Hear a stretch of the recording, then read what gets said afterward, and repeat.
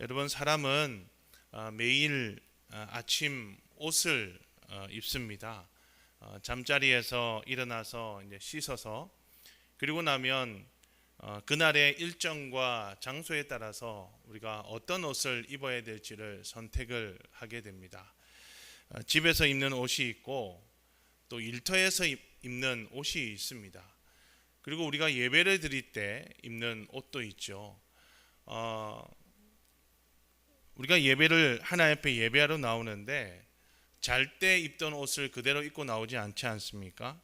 깨끗하고 정갈한 옷차림으로 주의 전에 나와서 예배를 드리게 되는 겁니다. 이처럼 사람은 계절에 따라서 옷이 달라지고 또 자신이 해야 되는 그 일에 따라서도 옷이 바뀌게 됩니다. 옷은 단순히 몸을 가리는 기능만 하는 것이 아니에요. 때와 장소에 맞게 옷을 입어야 하는 겁니다. 그래서 옷은 그 사람의 직업과 신분을 나타내게 되는 거죠. 여러분, 군복을 입으면 우리가 군인이라는 것을 알 수가 있어요. 그리고 경찰 제복을 입고 있으면 저 사람이 경찰이구나 라는 것을 우리가 알게 되는 거죠. 의사가 의사 가운을 입고 또 작업하는 사람이 작업복을 입고 일을 하면서 그 사람이 누구이고 무슨 일을 하는지 그것을 통해서, 그 옷을 통해서 잘 보여주는 겁니다. 근데 성경은 외적으로 입는 옷보다 더 중요한 옷이 있다고 말씀을 하는데, 그 옷이 뭐냐면 우리의 마음과 성품에 입는 옷이 있다고 성경은 그렇게 말씀을 하고 있습니다. 겉으로는 굉장히 아름답고 단정한 옷을 입고 있지만 마음에는 분노와 교만과 미움이 가득할 수가 있어요. 반대로 외적으로는 평범한 옷을 입었지만 또 마음에는 긍휼과 자비와 겸손과 온유가 가득할 수도 있습니다. 그래서 하나님은 우리가 무슨 옷을 입었는가 보다 어떤 마음을 가지고 살아가는지를 보신다라는 거예요. 외모보다는 중심을 보시고 옷차림보다는 내면의 성품을 보시는 분이 우리의 하나님이시라는 거죠. 지난 수요 예배 때 우리는 말씀을 통해서 거듭난 성도가 벗어야 하는 옛사람의 모습에 대해서 그렇게 말씀을 잠깐 나누었었어요. 기억하시겠지만 음란, 부정, 사욕, 악한 정욕, 탐심을 죽여야 되고 분앙과 노여움과 악의와 비방과 부끄러운 말을 버려야 된다, 이렇게 우리가 말씀을 드렸습니다. 여러분, 신앙생활에는 반드시 벗어야 할 것이 있지만 그렇다고 해서 벗는 것으로 끝나서는 안 됩니다. 여러분, 낡고 더러운 옷을 벗었다면 이제는 어떻게 해야 될까요? 새 옷을 입어야 된다는 거예요. 이제는 내가 옛 사람의 모습을 벗어버렸다면 이제는 내가 그리스도 안에서 새 옷을 입어야 된다는 거죠. 죄악된 습관을 버리는 것만으로 그리스도인의 삶이 완성되는 게 아니에요. 여러분, 분노를 버렸다면요, 이 마음에 뭘 가져야 될까요? 온유한 마음을 가져야 돼요. 교만을 버렸다면 겸손한 마음을 가지고, 미움을 버렸다면 사랑하는 마음을 가지고, 내가 복수심을 버렸다면 용서하는 마음을 이 마음속에 가져야 된다는 거죠. 그래서 오늘 본문 말씀은 이 거듭난 성도가 무엇을 벗어야 하는가를 넘어서 이제는 무엇을 입어야 되는지에 대해서 말씀을 하고 있습니다. 다시 말하면 예수님을 믿고 새 사람이 된 성도에게 나타나야 되는 그 거룩한 성품이 무엇인지에 대해서 오늘 말씀은 우리에게 분명하게 말씀을 하고 있습니다. 신앙의 성숙은 예배를 얼마나 잘 드리는가 이것으로 판단할 수 없어요.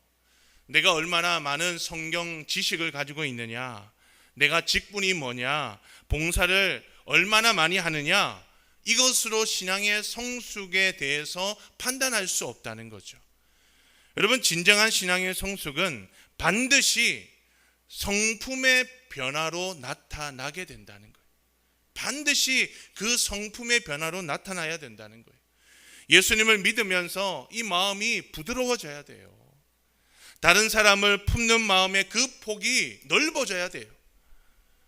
말이 따뜻해지고 분노를 다스릴 수 있게 되어야 되고, 상처를 준 사람을 용서하게 되었는지, 공동체를 사랑으로 세워가고 있는지, 이렇게 우리 안에 있는 성품이 변화되고 성숙되어졌는지를 돌아보고 살펴봐야 된다는 겁니다. 그래서 오늘과 다음 주에 이어서 말씀을 나누게 될 텐데, 우리가 나누는 이 말씀을 통해서 여러분, 우리가 어떤 옷을 입고 살아가고 있는지, 지금 내가 입고 있는 옷이 어떤 옷인지를 한번 점검을 하고, 그리고 옛사람의 옷을 벗어버리고 그리스도의 성품을 입는 그 거룩한 변화가 저와 여러분 안에 일어날 수 있기를 간절히 소망합니다. 오늘 먼저 우리에게 주시는 메시지가 뭐냐면 이거예요. 우리는 주님의 사랑받은 사람답게 그리스도의 성품을 입어야 된다는 거예요. 우리 안에 그리스도의 성품을 입어야 된다는 거예요. 12절 말씀을 우리 다시 한번 읽어보겠습니다. 12절 말씀이에요. 시작. 그러므로 너희는 하나님이 택하시고 거룩하고 사랑받는 자처럼 긍휼과 자비와 겸손과 온유와 오래 참음을 옷 입고. 아멘. 자, 우리가 긍휼과 자비와 겸손과 온유와 오래 참음을 입어야 하는 그 이유는, 그렇게 해야지만 하나님의 사랑을 받을 수 있기 때문이 아니에요. 여러분, 하나님께서 먼저 우리를 택하시고 거룩하게 구별하시고 사랑해 주셨기 때문에 우리는 그렇게 살아야 된다는 겁니다. 여러분, 분명히 알아야 되는데, 성품의 변화는 구원의 조건이 아니라 구원의 열매입니다. 구원의 결과예요. 우리가 좋은 성품을 가져야 하나님의 자녀가 되는 게 아니에요. 여러분, 순서를 잘 알아야 됩니다. 예수님을 믿어서 하나님의 자녀가 되었기 때문에, 우리가 구원받은 사람으로 그리스도의 자녀가 되었기 때문에 하나님의 자녀다운 성품의 모습으로 살아가야 된다는 거예요. 그래서 그리스도인의 변화는 여러분, 억지로 막 꾸며내는 어떤 외적인 모습이 아니라 이미 받은 하나님의 은혜에 대한 감사의 반응이고 감사의 열매라는 거예요. 바울은 우리가 누구인지를 먼저 오늘 말씀에서 세 가지로 정리를 하고 있어요. 설명을 합니다. 우리는 하나님께 택함을 받은 사람이고, 하나님을 위해 거룩하게 구별된 사람이고, 하나님의 사랑을 받은 사람이다. 바울은 이렇게 분명하게 설명을 하고 있어요. 우리가 하나님을 먼저 찾은 것이 아니라 누가 우리를 찾아오셨어요? 하나님이 우리를 먼저 찾아오셨다는 거예요. 여러분, 죄와 허물 가운데 있던 우리를 외면하지 않으시고 예수님의 그 십자가를 통해서 우리에게 구원의 길을 활짝 열어주셨다는 거예요. 우리가 여러분, 다른 사람보다 의로워서 착하게 살아서 무엇인가를 더 선하게 살아서 우리가 구원받은 게 아니에요. 구원은 전적인 하나님의 은혜라는 겁니다. 하나님의 은혜로 우리가 구원받았다는 거예요. 또한 우리는 하나님을 위해 이제 구별된 사람이라는 거죠. 여러분, 거룩하다는 것은요, 죄가 전혀 없는 그런 완전한 사람이 되었다는 뜻이 아니에요. 이제는 세상의 가치관이 아니라 하나님의 뜻을 따라 살아가는 존재가 되었다는 게 거룩하다는 뜻이에요. 이전에는 자신의 욕망과 만족을 막 누리고 챙기면서 살아갔다면, 이제는 하나님의 영광을 위해서 살아가는 사람으로 부름을 받은 겁니다. 그래서 우리가 거룩하게 구별되었다라는 거예요. 무엇보다도 우리는 여러분, 하나님의 사랑을 받은 사람이에요. 저도 그렇고 여러분도 그렇고 하나님의 사랑을 받았다는 거예요. 여러분, 우리는 버림받은 존재가 아니고 하나님의 사랑에서 제외된 사람도 아닙니다. 예수님 안에서 변함없는 사랑을 받은 하나님의 자녀라는 것을 믿으시기 바랍니다. 여러분, 사람의 사랑은 조건과 상황에 따라서 변할 수 있거든요. 얼마든지 변할 수 있거든요. 여러분 그렇잖아요. 나에게 잘하거나 내가 좋아하는 사람은 여러분 사랑하는 거예요. 얼마든지 사랑할 수 있습니다. 그런데 내 기대에 미치지 못하고 내가 마음에 들지 않으면, 내가 좋아하지 않으면 그 사람을 사랑할 수 없는 거예요. 미워하는 거예요. 사람의 마음이 그렇습니다. 그러나 하나님의 사랑은 우리의 형편과 감정에 따라서 이 사랑이 변하지 않는다는 거예요. 우리가 연약할 때에도 하나님의 사랑으로 우리를 붙들어 주시고, 우리가 넘어졌을 때에도 그 하나님의 사랑으로 우리를 다시 세워주시고, 실패했을 때에도 우리를 하나님의 사랑으로 포기하지 않으신다는 거예요. 이것이 하나님의 사랑이라는 겁니다. 그렇기 때문에 믿음의 성도는 여러분 이 정체성을 분명하게 붙들고 살아가야 돼요. 분명하게 붙들어야 됩니다. 자신이 하나님께 선택을 받아서 거룩하게 구별되었고 사랑받고 있다는 사실을 확신하게 될 때에 그 삶의 모습이 여러분 달라지는 거예요. 내가 구별된 사람이고 하나님께서 나를 선택해 주셨고 하나님의 사랑이 지금도 나에게 임하고 있다는 것을 내가 확신하게 되면요, 내 삶의 모습이 달라지게 된다는 거예요. 다른 삶의 모습을 살아갈 수 없는 거예요. 그리스도의 성품을 입은 사람답게 살아가게 된다는 거죠. 여러분 사랑받지 못한다고 생각하는 사람은 다른 사람을 사랑하기가 어렵습니다. 내가 사랑받지 못한다는 것을 깨닫고 느끼고 있는 사람은요, 다른 사람을 사랑하기가 쉽지 않다는 거예요. 인정받지 못한다고 생각하는 사람은 끊임없이 뭘 하냐면 자신을 증명해 보이려고 하는 거예요. 마음에 불안이 가득하면 다른 사람의 작은 말에도 쉽게 상처를 받고 분노하고 막 화를 내게 된다는 거죠. 그러나 하나님의 사랑을 확신하는 사람은 사람의 인정과 그 평가에 지나치게 매이지 않아요. 사람들이 알아주지 않아도 하나님께서 나를 사랑하신다는 사실을 확신하기 때문에 여러분 그 삶의 모든 순간 속에서 만족할 수가 있다는 거예요. 다른 사람과 경쟁하거나 비교하지 않고요, 그 사람을 세워주고 하나님께 받은 사랑을 이웃에게 흘려보낼 수가 있다는 거예요. 하나님의 사랑을 확신하는 사람은 그런 넉넉한 마음으로 살아가게 된다는 겁니다. 그래서 바울은 이러한 정체성을 가진 이제 성도에게 긍휼과 자비와 겸손과 온유와 오래 참음을 옷 입으라고 말씀을 하고 있습니다.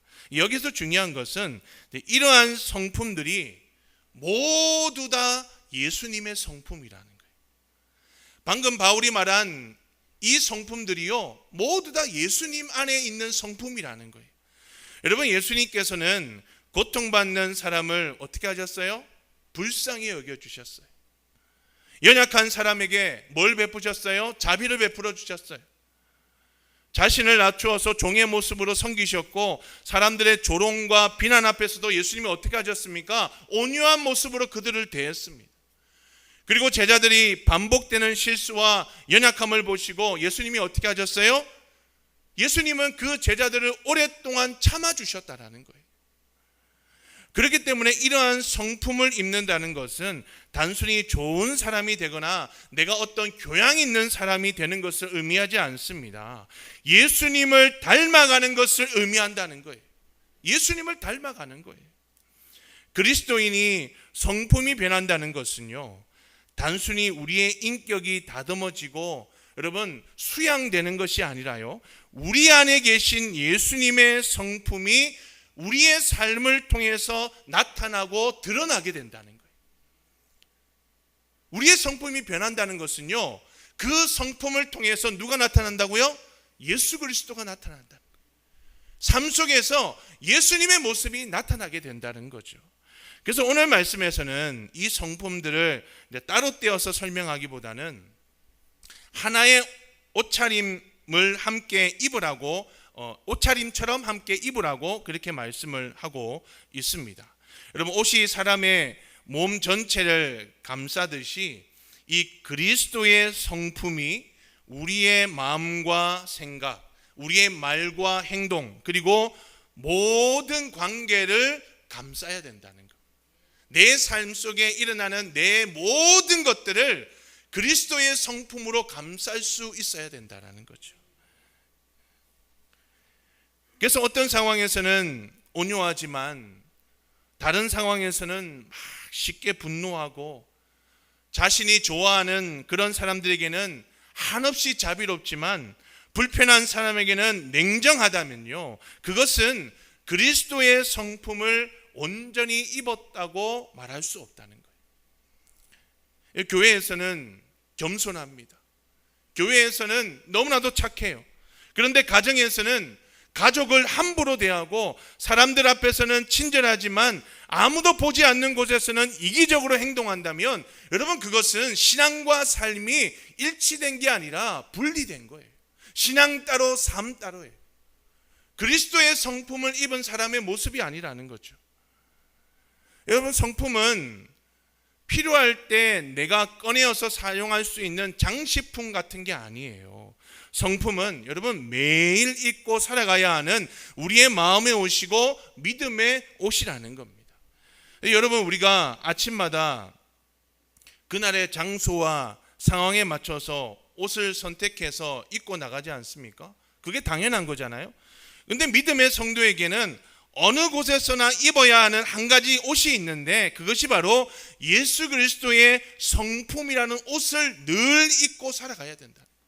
항상 입어야 된다는 거예요. 이것은 벗으면 안 되는 거예요. 내가 죽는 그날까지 예수 그리스도의 성품이라는 옷은 항상 내가 입고 살아가야 된다는 거죠. 여러분, 가정에서도 그리스도의 성품을 입으셔야 돼요. 가족들을 대할 때 감정과 분노가 먼저 앞서면 안 돼요. 가족은 내 마음대로 대해도 되는 사람이 아니라 하나님께서 사랑하고 섬기도록 우리 옆에 보내주신 소중한 사람이라는 것을 여러분 기억하셔야 됩니다. 여러분, 그 직장과 일터에서도 그리스도의 성품을 입으셔야 돼요. 사람을 대하는 태도와 맡겨진 일을 감당하는 모습에서 정직과 겸손과 인내가 나타나야 된다는 거예요. 교회에서만 내가 그리스도의 성품의 옷을 입고 거룩한 믿음의 사람으로 예수 그리스도의 그 은혜의 하나님의 자녀로 그렇게 살아가는 것이 아니라, 가정에서도 직장에서도 내가 살아가는 삶의 현장 속에서도 누구를 만나든지 내 속에서 뭐가 나타나야 돼요? 예수 그리스도의 성품의 모습이 나타나야 된다는 겁니다. 여러분, 교회도 마찬가지죠. 봉사를 많이 하는 것만큼 중요한 게 뭐냐면 우리가 어떤 마음과 태도로 섬기고 봉사하는지가 정말 중요하다는 거예요. 그래서 그리스도의 성품은 평안할 때보다 어려운 상황에서 더욱더 분명하게 드러나는 거예요. 여러분, 일이 뜻대로 되지 않을 때, 억울한 말을 들었을 때, 나를 불편하게 하는 그런 사람을 만났을 때, 내가 열심히 수고하고도 인정받지 못했을 때 우리가 어떤 반응을 보이는지를 통해서 우리가 입고 있는 성품의 옷이 드러나게 된다는 거예요. 혼자 있을 때는 자신이 온유하고 사랑이 많은 사람이라고 생각할 수는 있습니다. 자기 자신이 그런 사람이라고 생각할 수도 있어요. 그런데 나와 생각이 다른 사람을 만났을 때 진짜 온유의 모습이 드러나는 거예요. 그 사람이 나를 보면서 정말로 내가 온유한 사람인지 그리스도의 성품을 입고 살아가는 사람인지가 드러나게 된다는 거예요. 여러분, 아무런 문제가 없을 때는 오래 참는 사람처럼 보일 수 있지만 같은 실수와 문제가 반복이 될수록 진짜 오래 참음이 드러나게 된다는 거예요. 결국 성품은 다른 사람과의 관계 속에서 내가 어떤 성품의 옷을 입고 있는지가 쉽게 말하면 검증이 된다라는 거예요. 그래서 바울은 여러분 13절 말씀에서 그리스도의 성품을 관계의 문제로 그렇게 연결을 하고 있습니다. 자, 13절 말씀을 보시면, 누가 누구에게 불만이 있거든 서로 용납하여 피차 용서하되 주께서 너희를 용서하신 것 같이 너희도 그리하라, 이렇게 말씀을 하거든요. 여러분, 교회는 완전한 사람들만이 모이는 곳이 아니잖아요. 그죠? 이 교회 안에는 완전한 사람이 모인 곳이 아니에요. 죄인인 하나님의 은혜로 구원을 받아서 함께 성장해 가는 곳이 이 믿음의 공동체입니다. 그래서 성도마다 여러분 성격이 다 다르고요, 살아온 환경이 다 다르고, 생각도 다르고, 말하는 거나 표현하는 것도 다 다릅니다. 믿음의 연륜과 성숙의 모습도 다 다릅니다. 그렇기 때문에 함께 신앙생활을 하다 보면 여러분 서운한 일도 있고 불편한 일이 생길 수밖에 없는 거예요. 교회 안에서 그런 일이 생길 수밖에 없어요. 그래서 13절 말씀에서 분명하게 말씀을 하잖아요. 처음 부분에 뭐라고 얘기를 합니까? 누가 누구에게 불만이 있거든. 교회 안에서도 불만이 생길 수 있다는 사실을 말씀하고 있는 거예요. 그런데 문제는 불만이 생겼다는 사실보다 그것을 어떻게 해결하고 처리하느냐가 더 중요하다는 거예요. 불만은 생길 수 있어요. 문제가 생길 수는 있습니다. 그런데 그것을 어떻게 대하고 어떻게 처리하느냐가 더 중요하다는 거죠. 여러분, 불만을 마음에 쌓아두면 뭐가 되냐면요, 원망이 돼요. 그리고 그 원망이 자라면 미움이 되고, 미움은 결국 관계와 공동체를 무너뜨리게 된다는 거예요. 그래서 바울은 서로 용납하고 뭘 하라고 말씀을 합니까? 피차 뭘 하라고요? 용서하라. 서로 용납하고 서로 용서하라는 거예요. 여러분, 용납은 상대방의 모든 말과 행동이 옳다고 인정하는 것이 아니에요. 잘못을 잘못이 아니라고 말하는 것도 아닙니다. 용납이 뭐냐면 상대방의 부족함도 연약함도 알고 있지만 그래도 그 사람을 포기하지 않고 사랑하고 품어주는 것을 용납이라고 하는 거예요. 이게 우리는 자신과 뭔가 막 비슷하고 똑같은 것들이 많으면 그 사람은 어떻게 대합니까? 편하게 대하잖아요. 나랑 닮은 게 많으면 그냥 정이 가고 편하게 대하는 거예요. 생각이 비슷하고 말이 통하고 성격이 잘 맞는 사람과 관계 맺는 것은요, 여러분 그렇게 어렵지 않습니다. 그런데 교회는 취향이 같은 사람들만 모이는 친목 모임이 아니잖아요. 조금 전에 말씀드린 것처럼 다 다릅니다. 예수 그리스도의 피로 구원받은 다양한 사람들이 한 몸을 이루는 믿음의 공동체가 교회거든요. 그렇기 때문에 이 교회 안에는 나와 다른 사람이 반드시 존재한다는 거예요. 반드시 나와 다른 사람이 존재하는 거예요. 모습도 생각도 환경도 살아가는 방식도 살아왔던 그 방식도 삶의 모습도 나와 똑같은 사람이 한 사람도 없어요. 다 다른 사람들이 모여 있는 겁니다. 그런데 성숙한 믿음은 나와 다르다는 이유로 그 사람을 틀렸다고 정죄하지 않는다는 거예요. 하나님께서 완전하지 않는 나를 받아주셨듯이 나도 다른 사람을 그리스도 안에서 어떻게 해요?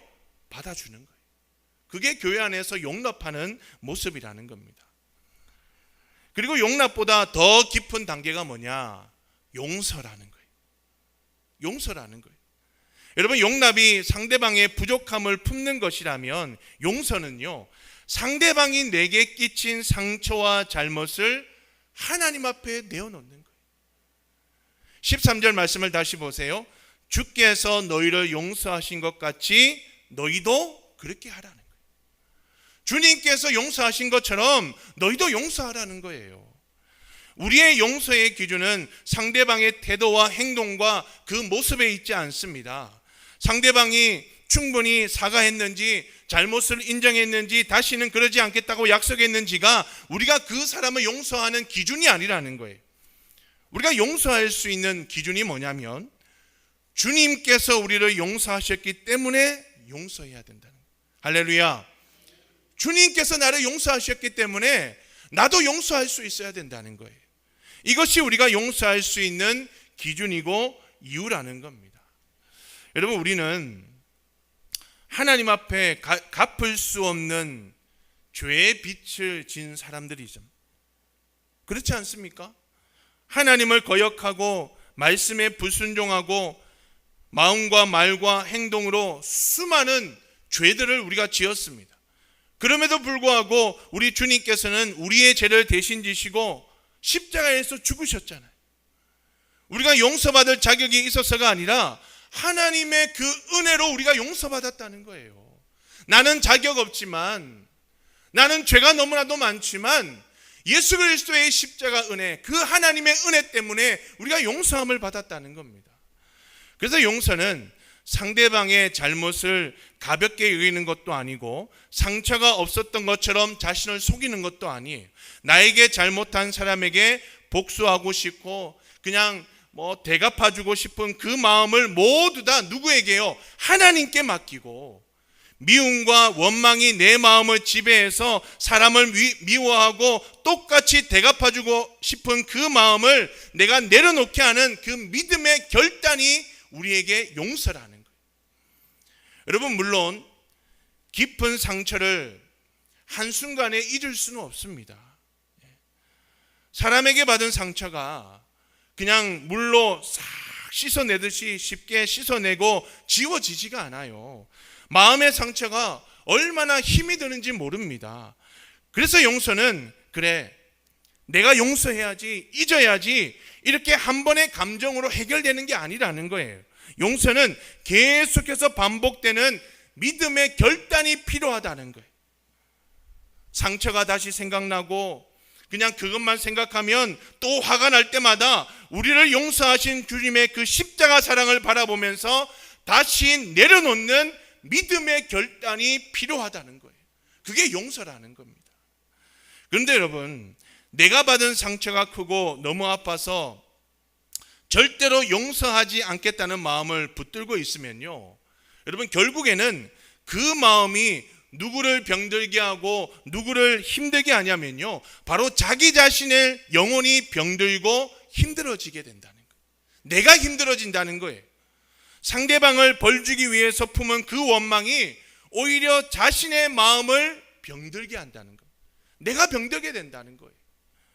그래서 용서가 없는 가정과 그 공동체는 과거의 상처에 묶여 있어요. 잊을만 하면 또 용서하지 못한 상처가 생각나서 나에게 상처를 준 사람을 향해서 어떻게 합니까? 저주하고 원망하고 욕을 하게 되는 거예요. 그냥 평생 동안 죽을 때까지 계속 이어지는 거예요.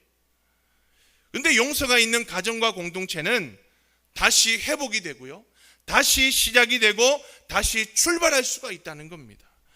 그렇기 때문에 가정도 그렇고 내가 살아가는 삶의 현장도 그렇고 이 교회도 그렇고 실수가 전혀 없는 공동체가 아니라 잘못했을 때 회개하고 용서하고 다시 세워주는 그런 가정과 관계와 믿음의 공동체가 되어야 된다는 거죠. 여러분, 14절 말씀을 다시 한번 읽어보겠습니다. 14절 말씀입니다. 시작. 이 모든 것 위에 사랑을 더하라. 이는 온전하게 매는 띠니라. 아멘. 자, 사진 한 장을 보여주세요. 고대 사람들은요, 길고 넓은 옷을 늘 입고 있었거든요. 고대 사람들은 항상 저게 꼭 그렇다는 옷은 아닌데 저와 비슷한 원피스로 된 긴 옷을 늘 입었습니다. 그래서 이 넓은 옷을 입었기 때문에 그 입은 뒤에 뭘 했냐면 허리띠로 옷을 묶었어요. 그러니까 허리띠를 매지 않으면 어떻게 될 것 같아요? 옷이 흘러내리고 움직이기 불편하기 때문에 반드시 고대 사람들은 저런 옷을 입으면 항상 허리띠를 했다는 거예요. 바울은 이런 모습을 통해서 사랑이 모든 성품을 하나로 묶어주는 띠라고 설명을 하는 거예요. 그것을 비유해서 이제 바울이 설명을 하고 있는 겁니다.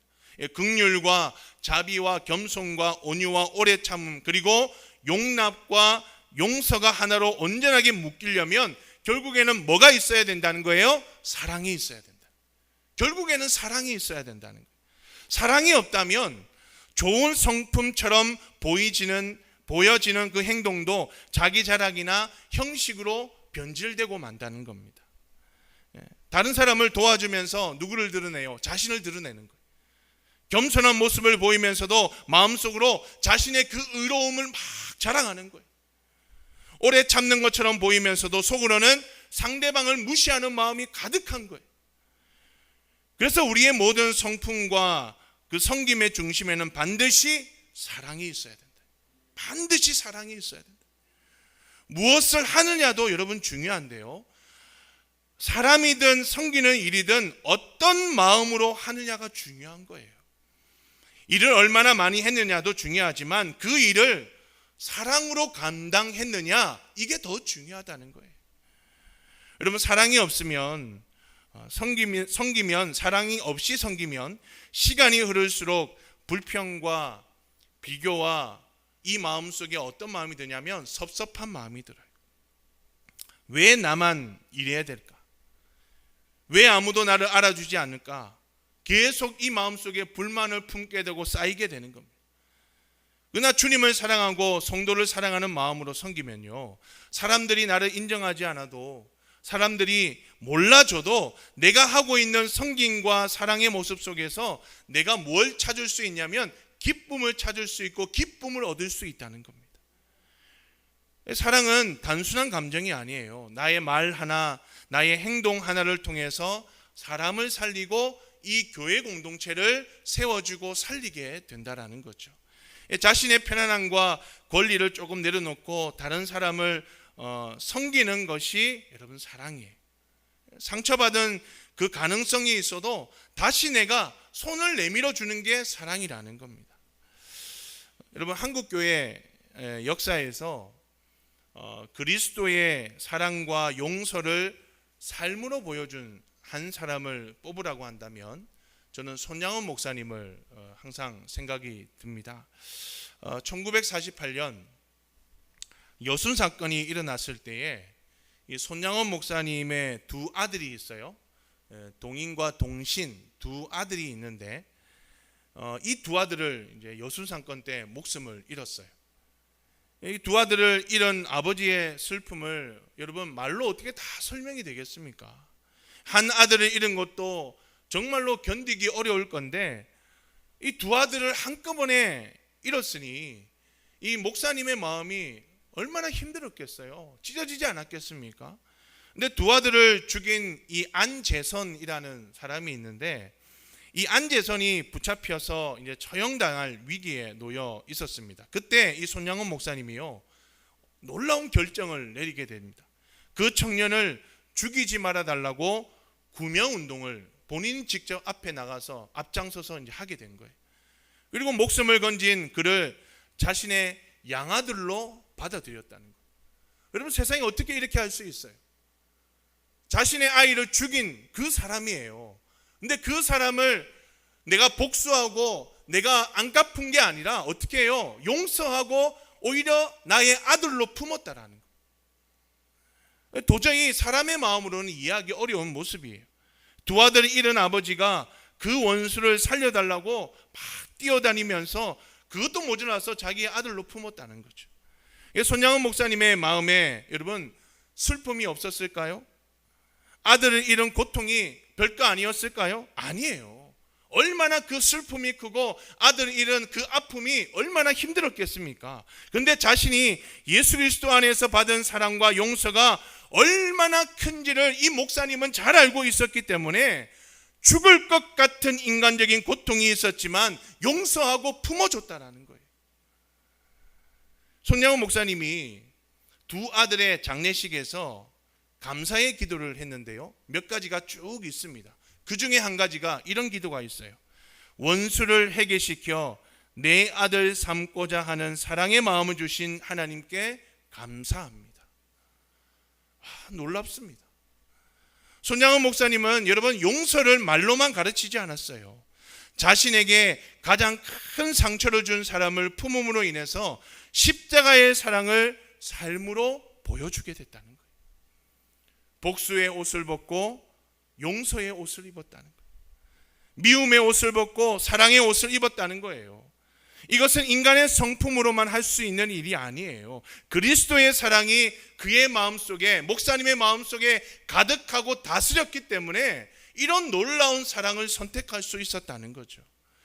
여러분, 우리에게 손양원 목사님과 같은 똑같은 희생의 요구를 하지 않을 수는 있습니다. 그런데 우리도 가정과 교회와 일터에서 여러분 용납하고 용서해야 되는 사람을 만나게 될 때가 있어요. 나를 서운하게 하는 사람, 내 마음을 몰라주는 사람, 나에게 말로 상처를 주는 사람, 생각과 성격이 달라서 불편한 사람을 내가 만나고 살아가야 될 때가 있어요. 그때 우리는 어떤 성품의 옷을 여러분 입어야 되겠습니까? 여러분, 원망과 미움의 옷을 계속 입고 있겠습니까? 아니면 주님께서 나를 용서하신 것처럼 용서의 옷을 입고 이 모든 것 위에 사랑의 띠를 메고 그렇게 살아가시겠습니까? 그리스도의 성품을 입는다는 것은 단순히 좋은 감정을 가지는 것이 아니에요. 내가 먼저 손을 내밀고 품어주고 다시 사랑하는 겁니다. 이게 우리 안에 필요하다는 거예요. 여러분, 우리는 우리의 힘으로는 이렇게 할 수 없어요. 그러나 십자가에서 나를 용서하신 주님의 사랑을 붙들고 성령의 도우심을 구할 때 우리도 미움보다는 사랑할 수 있는 힘이 우리에게 생기게 될 줄로 믿습니다. 여러분, 계속해서 제가 말씀을 드리잖아요. 신앙의 성숙은요, 성경을 많이 아느냐 이것에 있지 않아요. 직분이 무엇이냐, 얼마나 많은 일을 하는지가 신앙의 성숙의 다가 아니라는 거예요. 진정한 신앙의 성숙은 그리스도의 성품을 닮아가는 변화가 우리의 삶 속에서 일어나게 될 때에 진정한 성숙이 일어나게 된다는 겁니다. 하나님께 택함받고 거룩하게 구별되어 사랑받는 사람답게 날마다 여러분 그리스도의 성품을 입고 살아갈 수 있기를 간절히 바랍니다. 가정과 교회와 여러분 일터에서 예수님의 마음으로 사람들을 대할 수 있어야 돼요. 서로의 부족함을 용납하고 주님께 용서받은 것처럼 서로 용서하고 이 모든 것 위에 사랑의 마음을 더해야 된다는 겁니다. 그래서 우리의 말과 행동과 관계를 통해서 여러분 예수 그리스도의 그 아름다운 성품이 나를 통해서 그리스도의 성품을 입은 나를 통해서 날마다 보여지고 날마다 나타나게 될 수 있기를 주님의 이름으로 간절히 축원합니다.